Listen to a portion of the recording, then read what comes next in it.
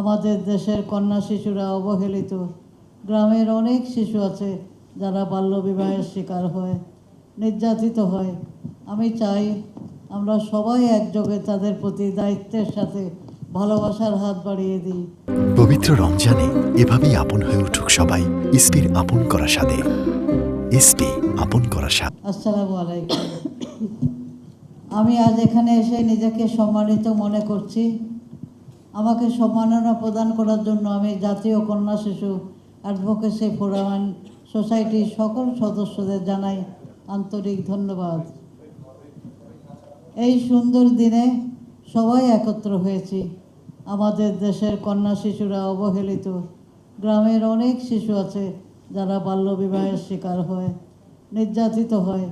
আমি চাই আমরা সবাই একযোগে তাদের প্রতি দায়িত্বের সাথে ভালোবাসার হাত বাড়িয়ে দিই, তাদেরকে শিক্ষার আলোয় আলোকিত করে যোগ্য নাগরিক হিসাবে গড়ে তুলি। সুরভি একটি বিশ্বাস। এই বিশ্বাস নিয়েই আমি বিগত 47 বছর ধরে নিপীড়িত অবহেলিত শিশু কিশোরদের যোগ্য নাগরিক হিসাবে গড়ে তুলছি। তারা সমাজে প্রতিষ্ঠিত, সম্মানিত, এটাই আমার জীবনের সার্থকতা। সকলকে ধন্যবাদ। আল্লাহ হাফেজ।